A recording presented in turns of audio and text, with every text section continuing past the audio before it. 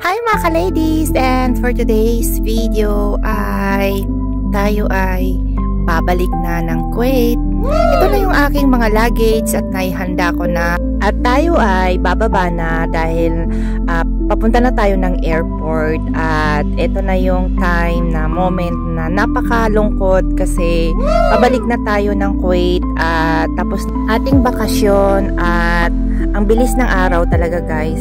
So, andito na nga ako ngayon guys sa airport, sa departure ko. Nakikita nyo, dumating na din kami sa wakas at hinahatid na ako ng asawa ko dito at pagpasok ko, ito, pinaroll ko yung aking, linagyan ko ng plastic yung aking mga luggage para hindi masira. At yun nga, nagbayad na ako ng ticket at 400 guinea yung nabayaran ko. Ang mahal. Noong 2023 ako na umuwi sa Egypt kasi 2 years na hindi ako umuwi. 100 guinea lang yung binayaran ko. Pero ngayon grabe tumaas for 200 each one na tumaas siya ng 100. So 400 guinea yung nabayaran ko sa dalawang luggage ko. At ayun na nga guys ay nakapag-check in na ako at nailagay ko na lahat ng mga luggage ko at wala naman akong naging problema, alhamdulillah. At medyo maaga lang ako ng konti kasi gusto ko pag nag-flight ko na talaga ay mas maganda yung early kasi kung may problema man may problema sa mga luggage mo or something ay maayos mo ng maaga kasi maaga ka. So ayun guys, natapos na din ako at nahanap ko na din yung aking gate kung saan yung Kuwait Airways.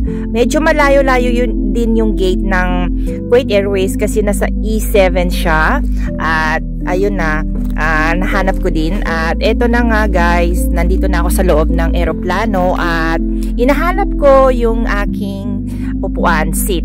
So, alam nyo ba na binigyan ako ng 46, ako na yung pinakadulo-dulo na upuan. At hindi ko nakita yung seat, anong number nang binigay sa akin. Basta kinuha ko na lang yung paper. At hindi din ako nagsabi doon sa stop doon kung saan yung gusto ko. Kasi pwede mo naman yung sabihin. Pero ako hindi na. Basta makapasok lang ako at ma-okay lahat yung mga luggage ko, okay na sa akin. At yun na guys, inahanap ko yung aking upuan. Oh my God, nasa 46 seat ako. Nasa dulong-dulo na ako. Para na akong stewardess.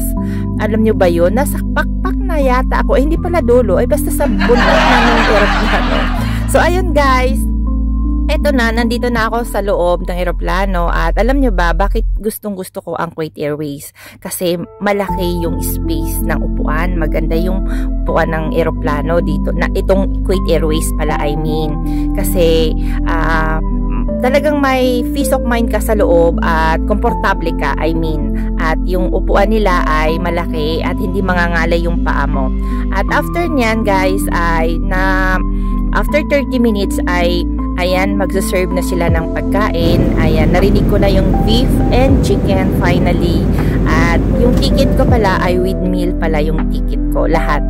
So, ayan, binigyan na ako dyan ng pagkain at ang kinuha ko ay yung chicken. Kasi mas maganda yung chicken kaysa sa beef kasi hindi naman ako hindi ako mahilig sa beef. At yun na nga, eto na yung aking pagkain finally at makakakain na ako. Kasi alam nyo ba, nagutom na ako nung time na yan kasi mag 12:30 na. 12 or 12:30 mga ganun yata. Kasi gabi yung flight namin.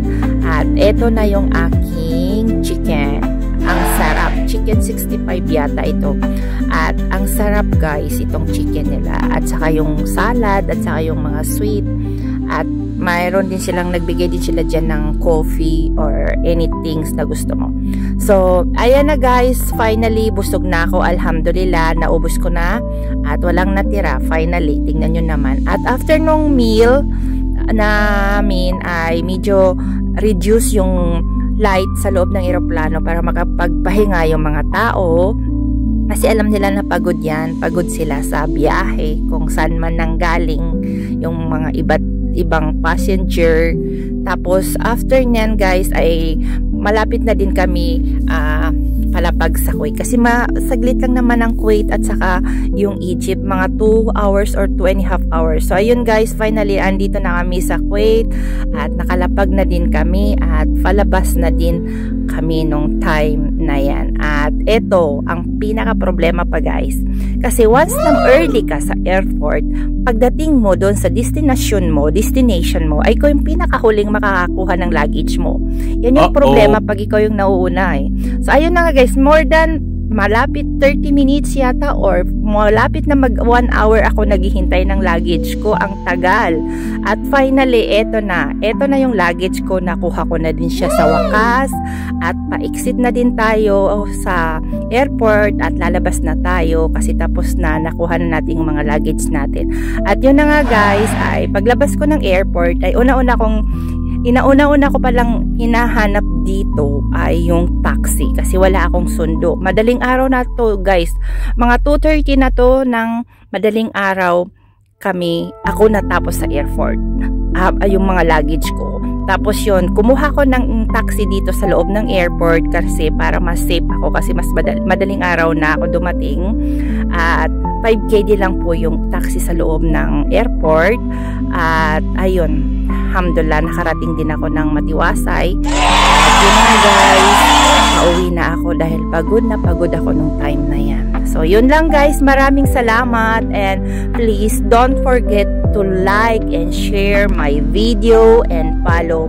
Kasi napakalaking tulong po yun sa akin. Yun lang, maraming salamat!